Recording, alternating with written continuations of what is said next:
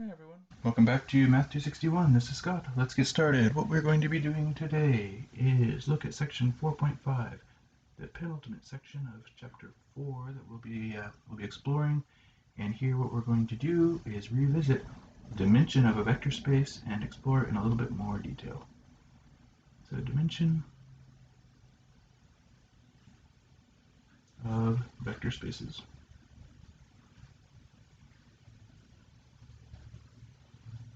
Alright, so first off, here's going to be our opening setup.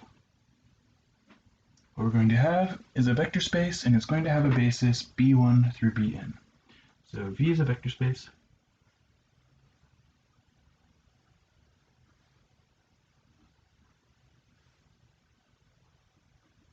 With a basis b, we use the script b, and it's going to be b1 up through bn. So n is going to be the number of elements in this basis.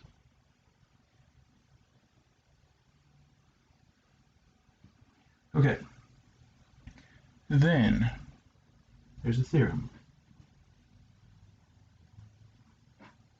And the theorem says that if we have any collection of more than n vectors, then that collection must be linearly dependent. So any collection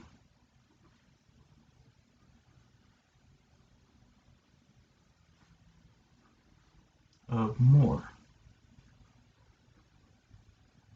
than n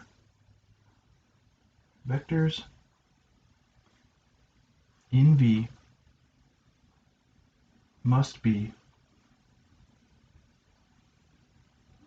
linearly dependent.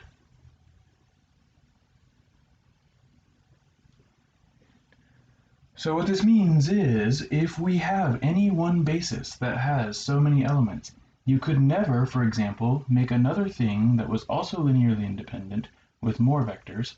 So that means all bases have to have actually the same size. So this means, that's the end of the theorem, but now the consequence. This means that all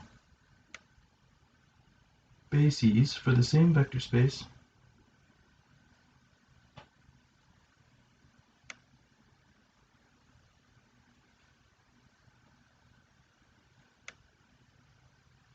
must have the same number of elements.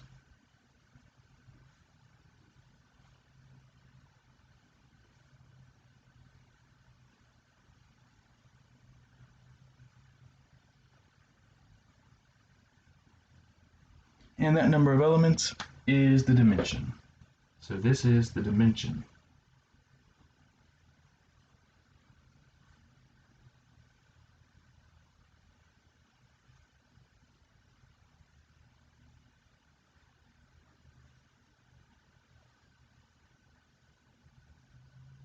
Of the vector space.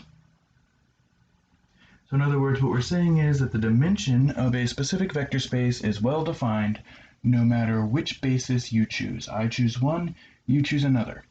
Now, if the so this is in particular mostly what we're going to be looking at in the context of finite dimensional vector spaces, as they're called. Those are vector spaces for which there is a finite number of basis elements. But there is also such a thing as infinite dimensional vector spaces. So note, vector spaces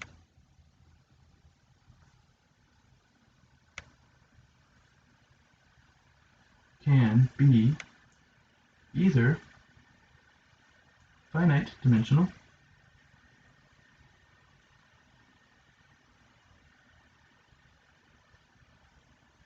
in other words, they have a finite basis, i.e. have finite bases,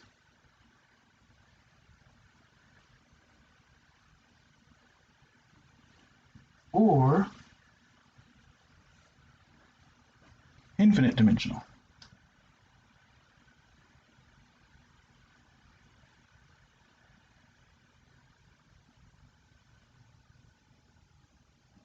And these are vector spaces which fit all of the typical properties that a vector space is supposed to have, but the set that spans them just keeps on going. There is no cutoff point when the basis ends. So, i.e.,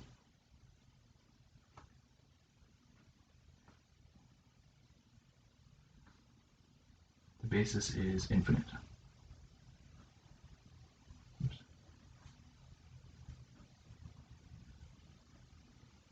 And those of you who have a taste for some of the exotic language of higher logic might be interested to know that it is actually it's a property of what's called the axiom of choice, that even infinite dimensional vector spaces do still actually have a basis. A basis can be found for them, even if they are of infinite dimension. So here are some examples of infinite dimensional vector spaces.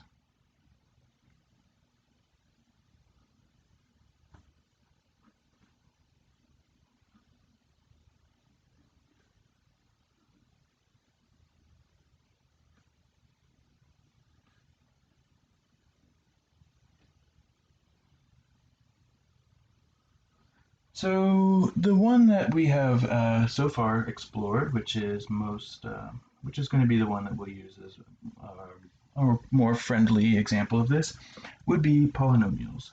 So this is polynomials.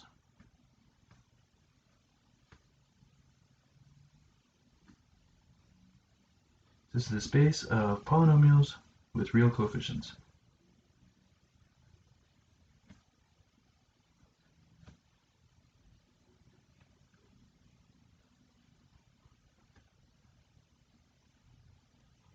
And it's because we didn't put a little n down there, we have allowed our polynomials to get higher and higher and higher degree without bound, and so this is in fact infinite dimensional. And here would be a basis. A basis for such a thing would be, this is what's called the standard basis, so starting with 1, and then t squared, and then t cubed, ad infinitum.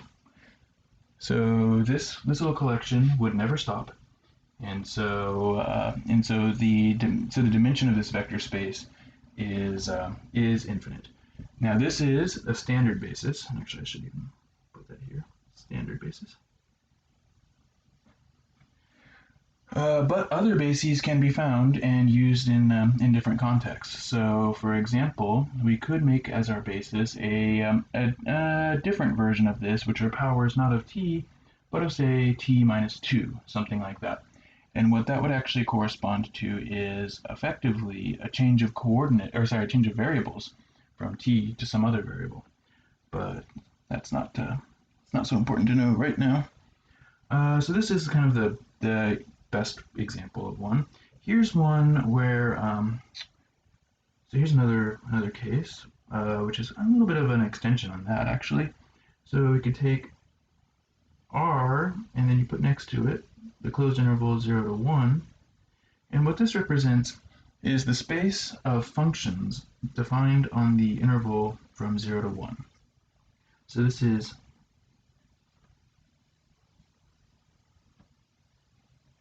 the space of real valued functions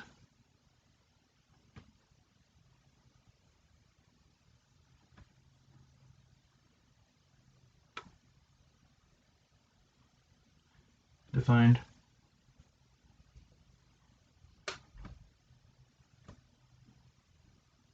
on 0 to 1. Now this, unlike the previous case, this is not one where actually I am capable of writing out a basis for it. I could just keep on listing all kinds of functions that are linearly independent, and it would not necessarily be a basis, although I might be able to extend it into one. So an example of some vectors that would be linearly independent in this case would actually be the same polynomials that we were considering above. So this would be an infinite collection of of polynomials that would, or of real-valued functions that would be linearly independent of each other, but those would not be a basis as such, because not every real-valued function is a polynomial. There are other kinds. There's sine, there's cosine, there are exponential functions. There are even more exotic types of functions. And so this set would be a collection of linearly independent vectors, but they would not span the entire thing. And in fact, it would be impossible for me to list out in a systematic way any potential basis for this space, because its dimension is actually so high. However, theoretically, according to the axiom of choice, there is such a thing as a basis for it. I just wouldn't be capable of writing it down.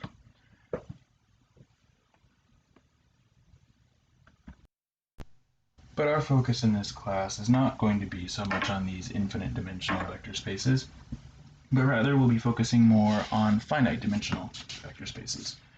So, now, if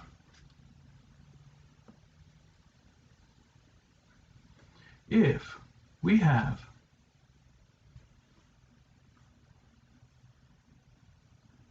a finite dimensional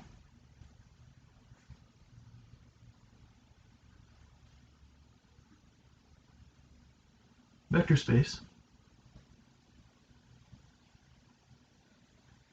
of dimension n, so it's finite,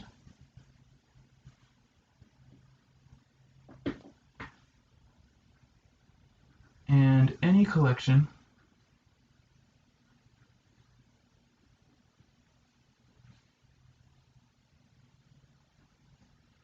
of n vectors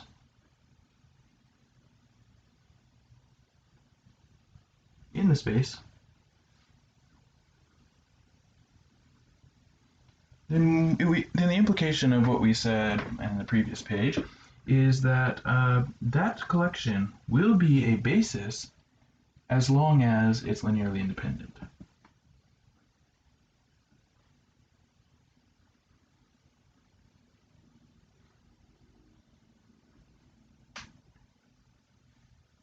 Will be a basis if it is linearly independent.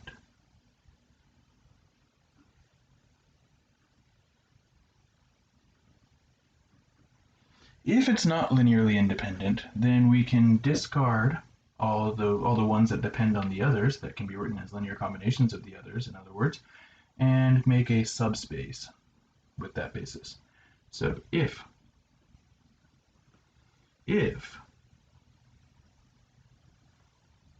some of the vectors are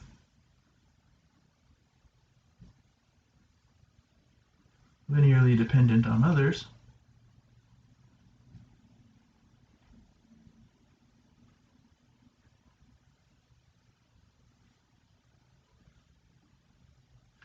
we can discard those to get a basis for a subspace.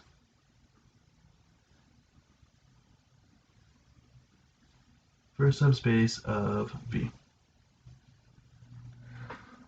V is the vector space, I guess. Okay. So what that means then is once you know what the dimension of the space is, and you're given a collection of elements of that space, you can then determine whether that will define a basis for that space. So, one note that is of importance here. Note. If we take the space of polynomials, but not now polynomials in general, but polynomials capped at a certain degree. So let's say Pn. So Pn is a space of polynomials which have degree at most n. This is polynomials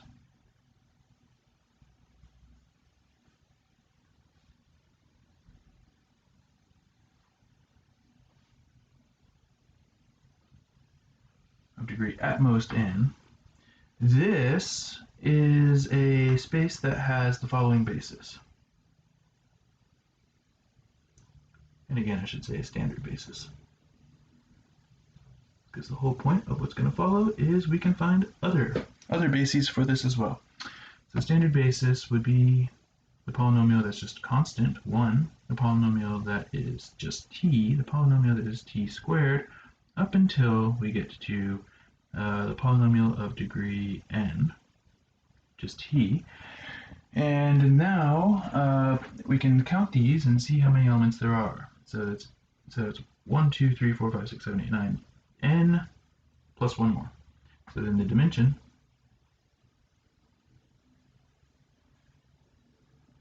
is n plus 1.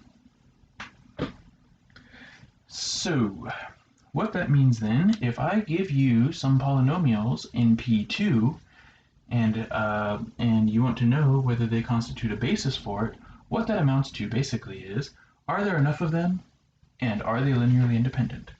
So then a question could be, example of using this, does the following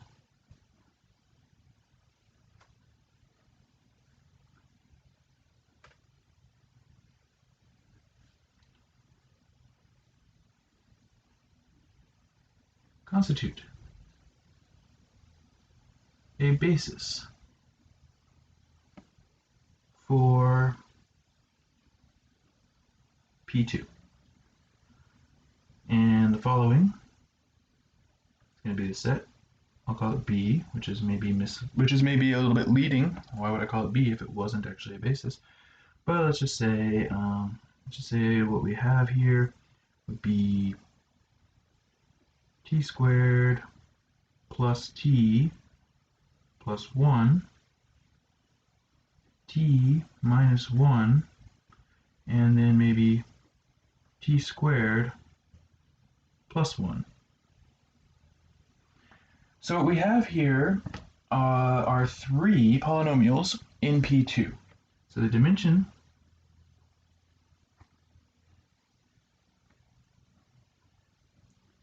of P2 is 2 plus 1, which is 3. So the question now just becomes, are these linearly independent? So there are the right number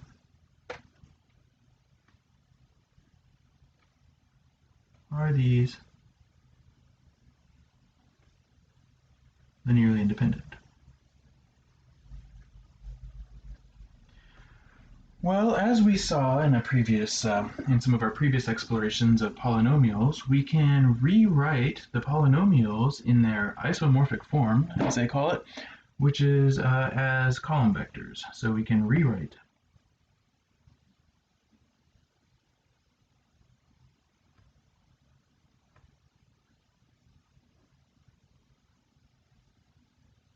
the polynomials as column vectors.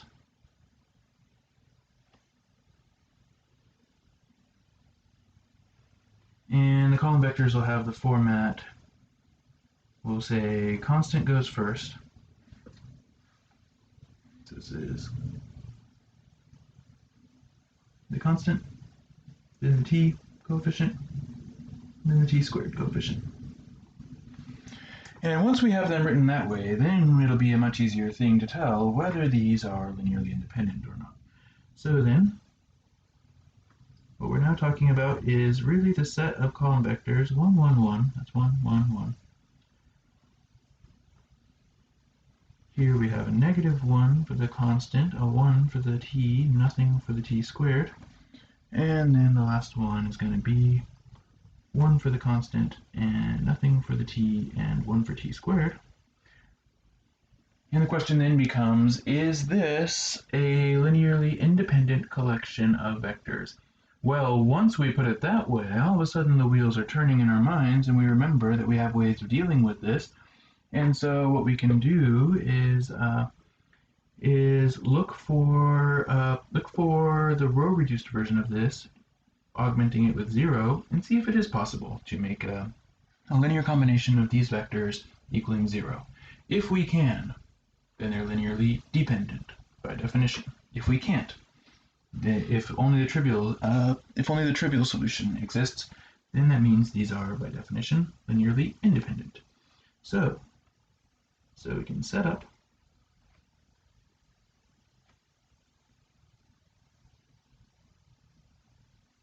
the augmented homogeneous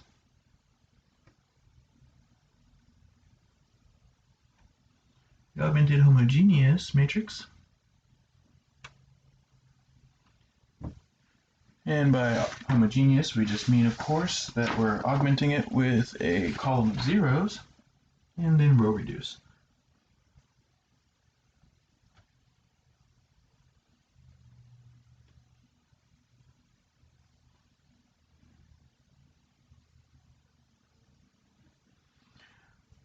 All right, well, once it's augmented and it's a coefficient matrix, like what else are you going to do but row reduce? So row reducing we go.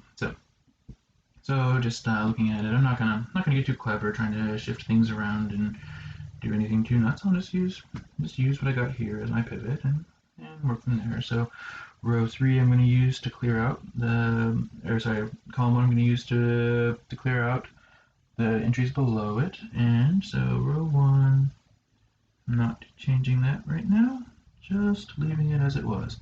Now I'm going to subtract it from row 2, so it's going to make a 0. It's going to be 1 plus 1, so it's 2. And then that one is going to be minus 1, and that one will be still 0.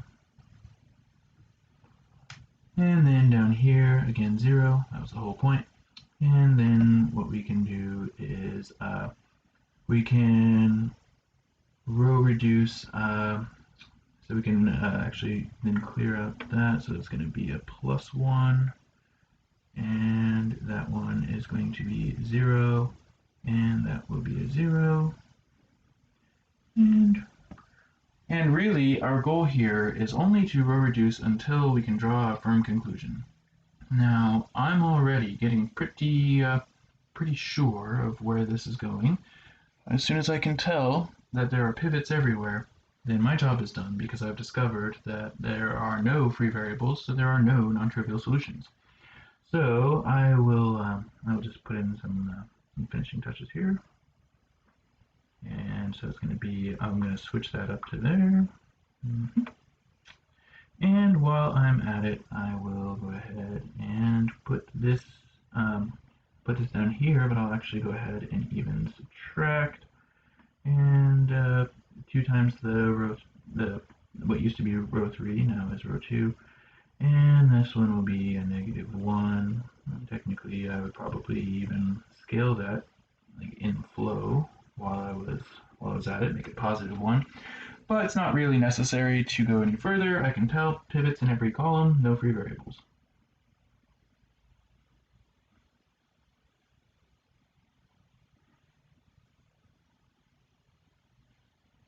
Which means no free variables,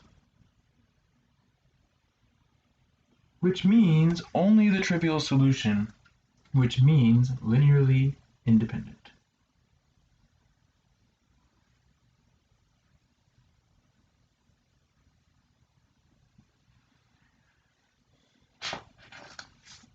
Now, once you do have something established as a basis for a vector space, that then can be used to define a coordinate system, as we discussed in the previous section.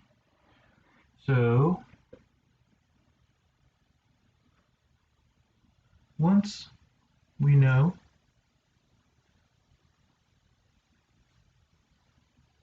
that a collection is a basis, it defines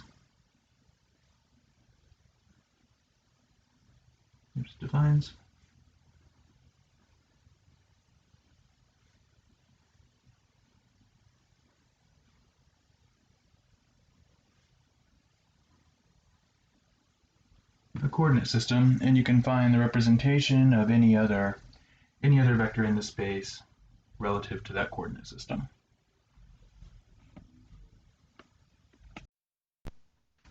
we could then find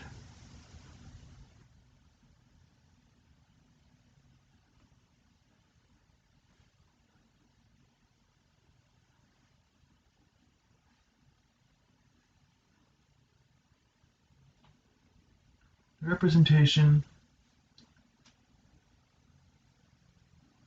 of any v that belongs to that vector space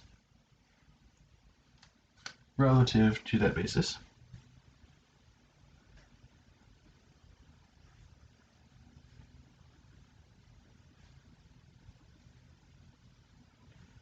And that is written, if you'll recall, just square brackets v, and then the name of the basis down below.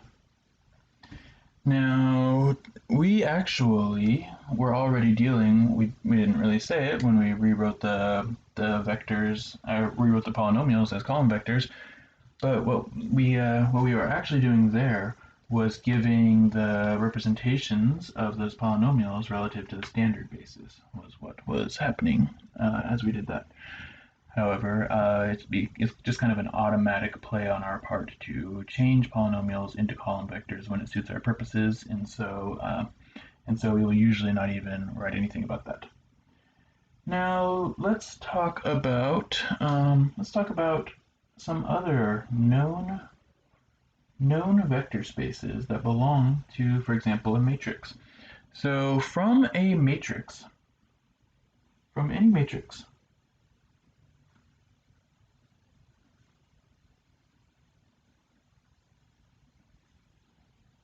A, and we'll say that it's M by N. So classic setup, M rows, N columns.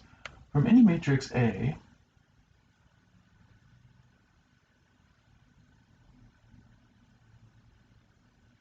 we can define various vector spaces. And these vector spaces will be subspaces of whatever the relevant R is, Rm or Rn. So just to remind you, one of them that we've seen already is column space.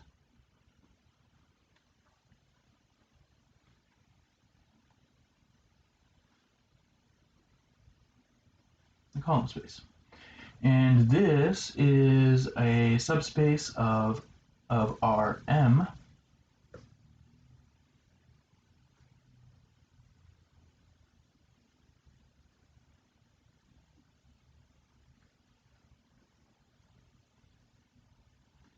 spanned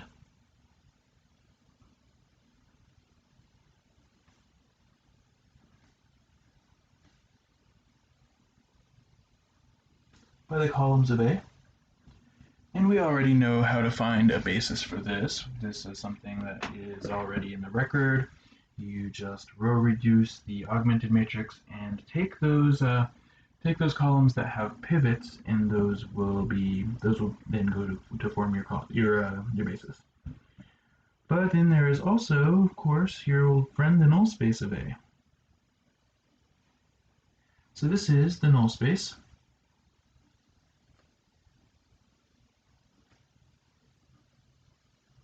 And this is the set of solutions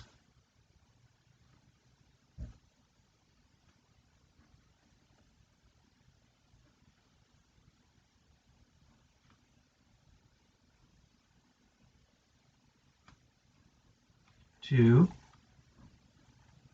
AX equals 0. Now, when we are talking about the set of solutions here, what we mean then is the set of all possible x's that could fill that role. But what could those x's even be? They have to match the dimensions of A to make this multiplication legitimate. And so that means that it has to be n by 1. And this is a subspace of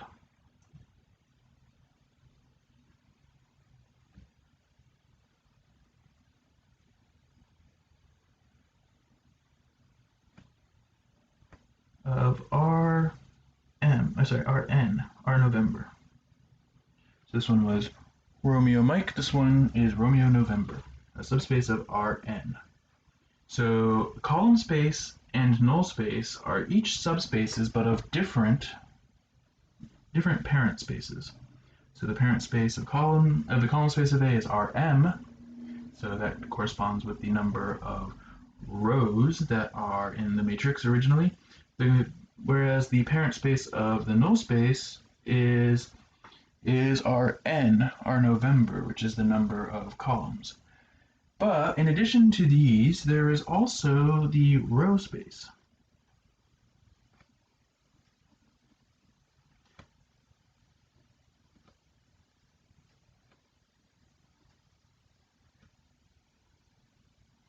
The row space. So this is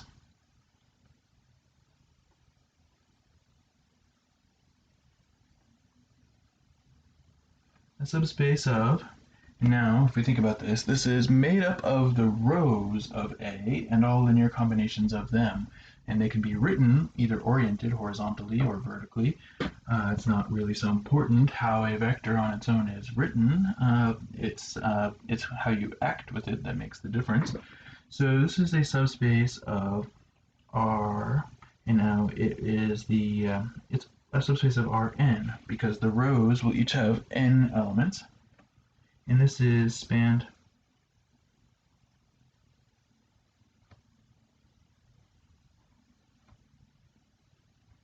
by the rows of A. Now, when you look at it, this one is a neighbor to the null space. They belong to the same parent space. They both are in Rn. And actually, we'll see at a later point in this class what the exact relationship between them is, because they're not what you would call friendly neighbors. They're actually what are called perpendicular to each other. But more on that when we define what that even means. So, what is the dimension of the row space of A? So the dimension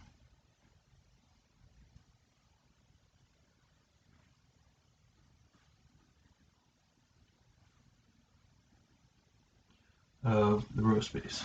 So we already said that the row space belongs to Rn, but it's not the whole Rn. It's got only however many elements form its basis will be its dimension.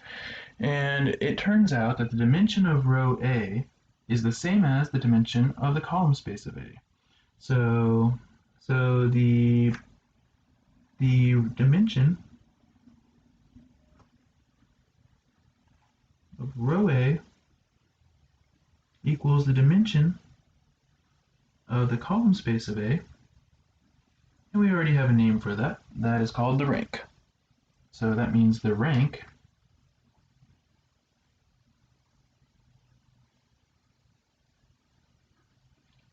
of A is the number of linearly independent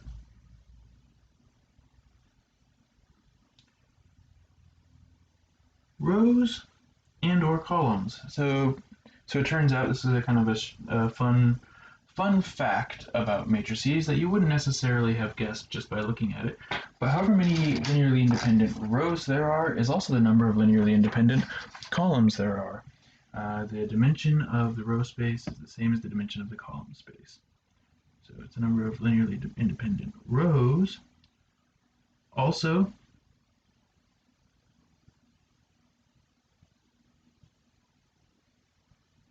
the number of linearly independent columns.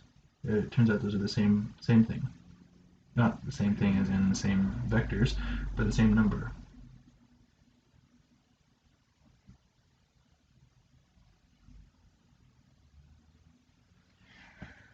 Now, if we want to find a basis for the row space, finding the n, or not n, I should say, however many of them are linearly independent of each other, you can think about what linear combinations of rows actually mean. And making linear combinations of rows is exactly what happens as you do row operations. So What we can actually do to find the dimension of a row space is the following. Or sorry, find the basis of a row space.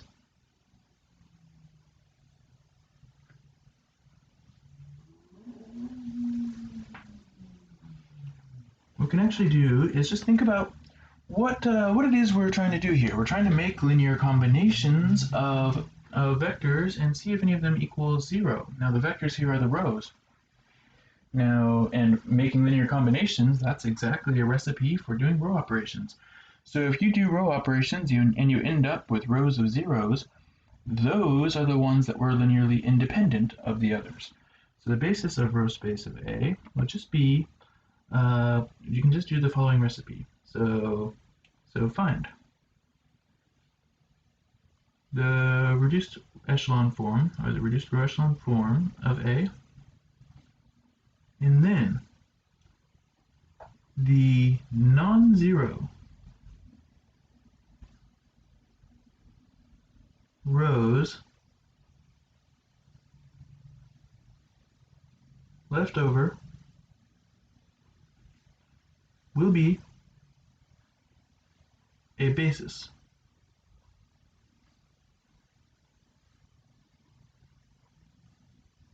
for row A. So for example, let's just go nuts here and find all of the bases of all of the important subspaces of the following matrix. So find bases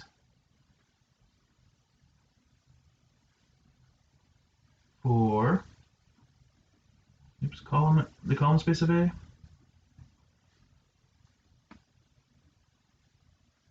the null space of A,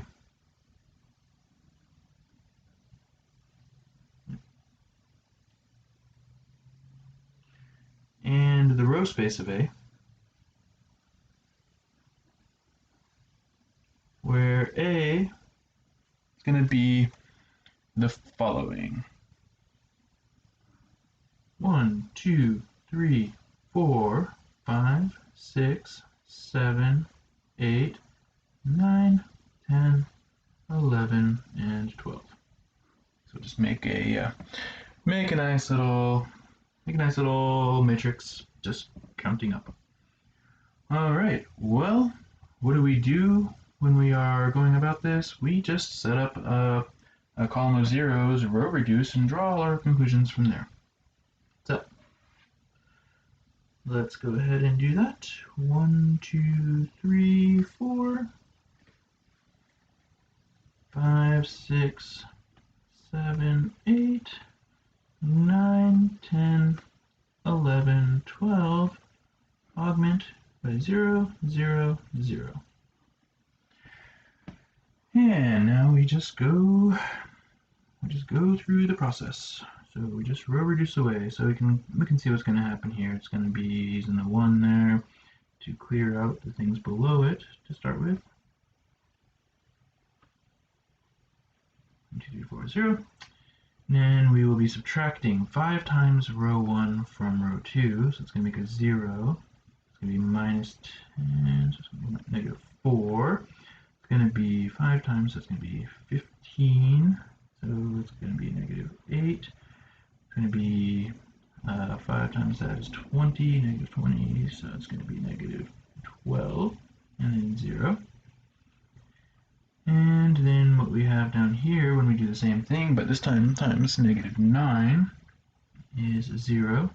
2 times negative 9 is going to be negative 18. And then 3 times negative 9 is going to be 33. So that's going to be minus. 3 times negative 9 is going to be negative 27, and then it's going to make this 16, and then 9 times negative 4, negative 9 times 4, I should say, is going to be negative 36, and that's going to make a negative 24, 0. And then we look down here, we can see where this one is going. These are actually clearly multiples of each other, so if I were to just like, so for example, subtract 2 times that from that, I would immediately clear that out and make a row of zeros. And also I can scale this, so I can just go ahead and execute both of those at once. 1, 2, 3, 4, 0, 0. Scaling this by -4 will be 1, 2, 3. And then down here, those are all going to get canceled.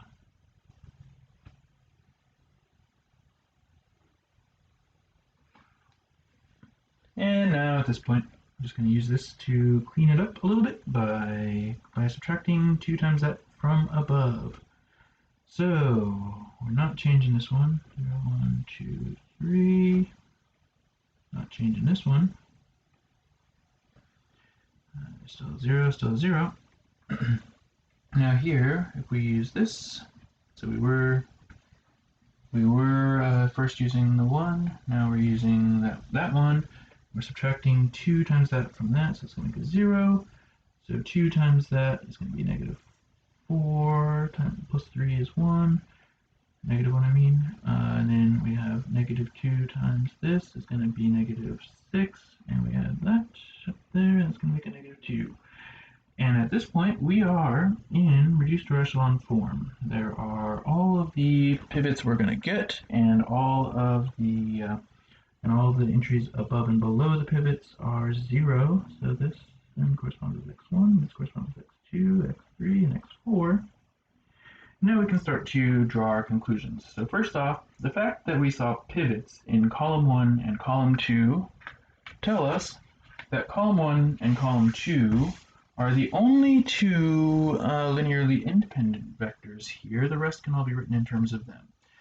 Now, when we find these bases, this is not necessarily the only basis you could find for the same column space, but it is the one that we would find by default. So, pivots in columns 1 and 2 means that a basis for the column space of A will be just columns 1 and column 2 of the original matrix 1, 5, 9 and 2, 6, 10. And it turns out all the rest of, oops, and these are 2 vectors. It turns out that this means all the other vectors that are the columns of A can be written in terms of these 2, if you can just figure out the right recipe. All right.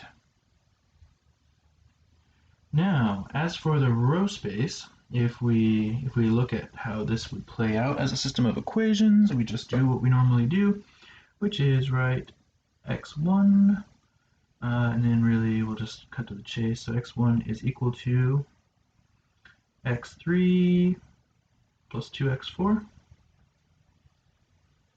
and x2 is equal to -2x3 minus 3x4. So we've been down this road before, we know how these things go. And then we've got x3 is a free variable, so it just equals itself. x4, also a free variable, so it just equals itself. And so what we've got here are the 2 free variables. We peel off their coefficients to get 2 elements of our basis for our null space. So that means that any solution to the equation is going to be of the form x3 times, and then it's going to be 1 minus 2 there, a 1 there, a 0 there. And then plus x4, which is going to be times all of its coefficients, so 2, minus 3, 0, and 1. And then that means the basis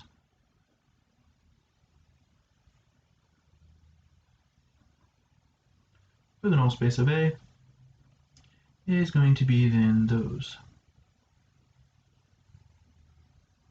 1 minus 2, 1, 0.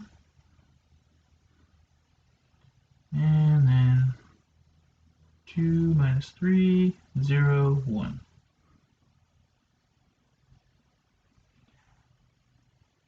And now for the basis of the row space. If we look back at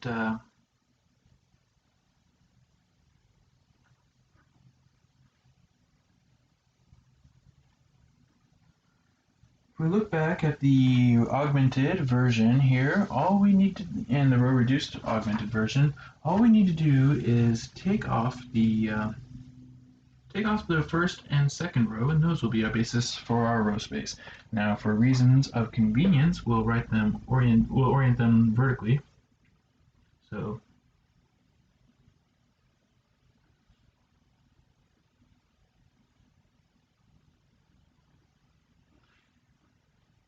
just because it is more convenient to write it that way, although technically we could write them in either direction. So this is coming from row 1 of the augmented form of the matrix.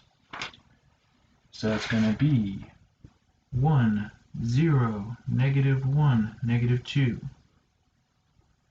And then here, 0, 1, 2, 3.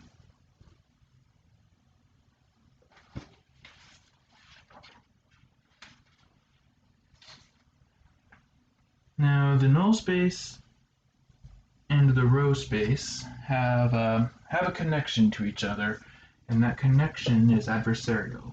But we'll explore what that means and why a little bit later, and the important consequence of that. But for now, here we've got our bases, and you'll notice we already knew what the connection between the dimension of the column space and the dimension of the null space were going to be relative to the overall number of columns of the matrix. But also now we can see that the row space also fits into that same paradigm. And that paradigm was, remember, the rank nullity theorem. This is, recall, the rank nullity theorem.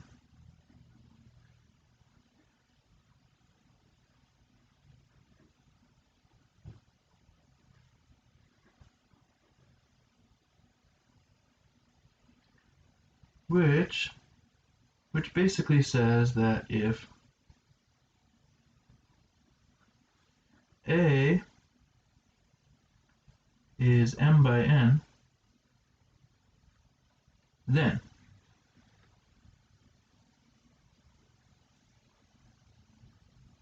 the rank of A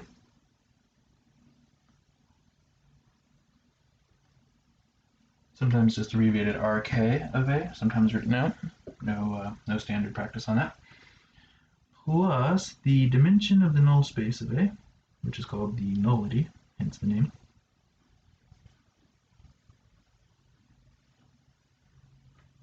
will add up to n. And the reason for this was the rank is the number of columns that did have pivots. The nullity is the number of columns that didn't and produced, therefore, free variables. So we got the free variables plus the basic variables equal all the variables. So there's that. All right, well, that's going to do it for this section.